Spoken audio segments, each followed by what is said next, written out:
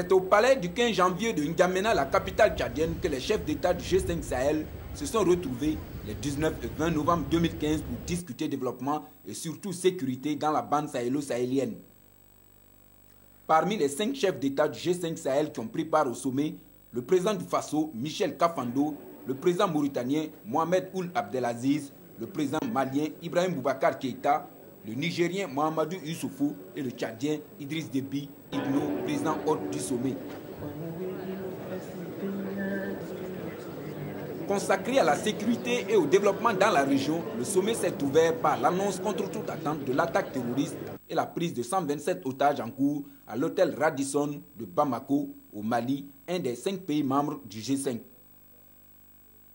Annonçant l'attentat en cours à l'ouverture du sommet, le président tchadien Idriss Déby Itno, président hôte du sommet, a aussitôt et au nom de ses pairs condamné avec la dernière énergie cette énième attaque terroriste dans la région. Au nom de mes frères ici, je tiens à condamner de la manière la plus ferme possible cet acte barbare. Acte barbare qui n'a aucun lien avec la religion. En même temps, tout notre soutien, sans faille et sous toutes ses formes, à notre frère, le président Ibeka, au peuple malien tout entier. Indignation, consternation, compassion, soutien et condamnation étaient les maîtres mots des différents intervenants à l'ouverture des travaux du sommet. Au nom de ces messages de soutien au président Ibrahim Boubacar Keïta et au peuple malien, ces mots de désolation et de condamnation du président du Faso et de quelques participants au sommet. Nous avons eu à déplorer ce qui s'est passé au Mali.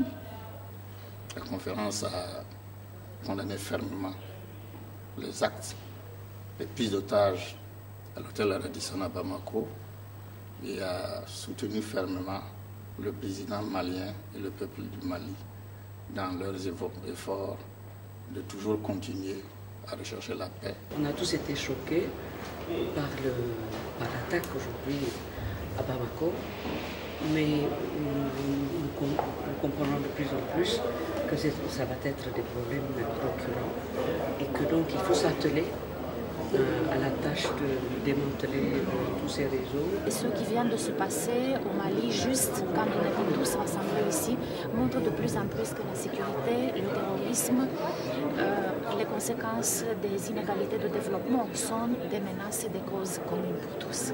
Donc c'est un message de soutien qui confirme aussi notre appui, l'appui des partenaires présents au G5 et qui, bien sûr, encourage la coordination, la concertation.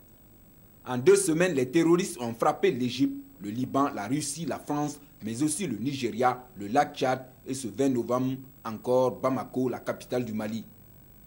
Le monde entier est concerné par les mêmes défis. Et c'est ensemble qu'il sera possible d'y faire face, ont indiqué les chefs d'État du G5 et les différents intervenants au sommet. C'est la mise en commun et le partage au quotidien des renseignements que les pays de la ligne peuvent collecter et partager entre eux afin de pouvoir anticiper les actions nécessaires pour endiguer le terrorisme dans la sous-région. Deuxièmement, c'est le développement des infrastructures. Vous savez que la mobilité dans la sous-région est un gros problème, particulièrement concernant les 5 pays d'Israël. Donc le développement des infrastructures permet aux populations de bouger, permet aux biens et aux personnes de bouger de manière à booster le développement de cette région-là. Vous avez également la gouvernance qui est un facteur essentiel. Les projets existent, les projets ont été faits. Bientôt nous allons passer à la phase de la concrétisation. Cela suppose une bonne gouvernance pour que nous puissions en tirer le maximum de profit possible.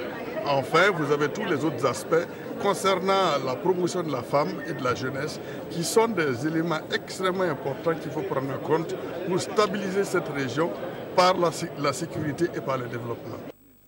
Pour leur part, les partenaires techniques et financiers du G5 Sahel qui ont activement pris part au sommet se sont engagés dans leur majorité à accompagner les pays du G5 dans la recherche de solutions pour contrer la menace terroriste dans la région.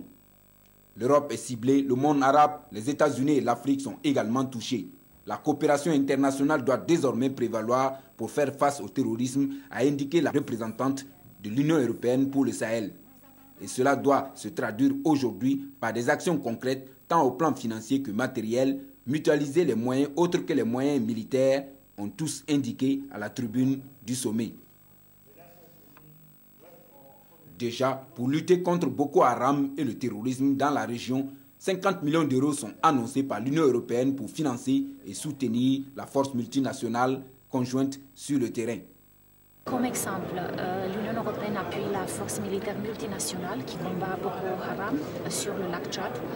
En plus, la semaine passée à La Valletta, les chefs d'État et de gouvernement de l'Union européenne et des pays engagés dans le processus de Khartoum et de Rabat ont approuvé l'adoption d'un fonds fiduciaire pour un montant de 1,8 milliard d'euros qui va favoriser en priorité des projets de sécurité, des projets qui favorisent le développement des zones moins développées, enclavées, etc.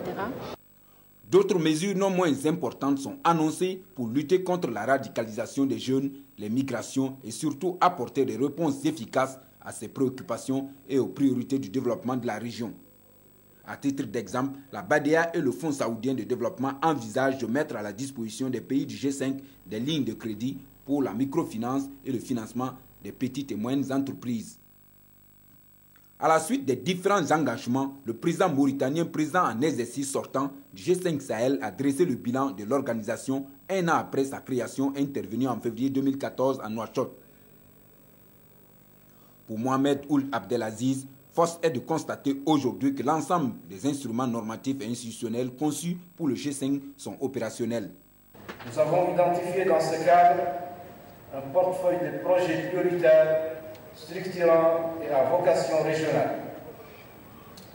Élaboré en respect de notre approche liant étroitement sécurité et développement, notre programme d'investissement est également conçu en conformité avec les 4 axes d'intervention privilégiés par le G5, à savoir la sécurité, la gouvernance, les infrastructures et la résilience.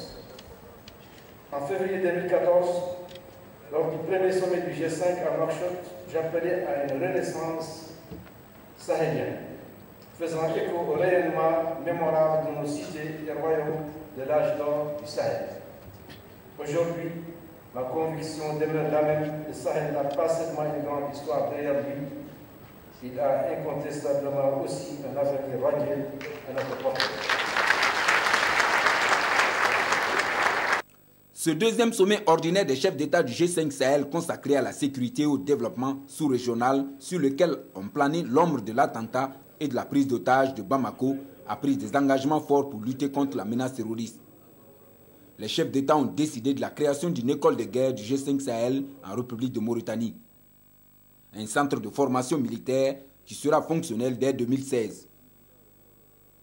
Toujours pour faire face au terrorisme, le sommet a décidé de la création immédiate d'une force conjointe de patrouille militaire dans les pays du G5 Sahel. Lutter contre le terrorisme, c'est aussi apporter des réponses à la pauvreté, au trafic illicite de tout genre, au chômage des jeunes et aux flux migratoires dans le Sahel. Et pour booster le développement, les chefs d'État ont décidé de la création d'une compagnie aérienne régionale pour améliorer les dessertes, de la construction très prochaine d'une ligne de chemin de fer reliant la Mauritanie, le Mali, le Burkina Faso, le Niger et le Tchad. Vous savez que le terrorisme fait son lit dans la pauvreté, dans le désœuvrement des jeunes.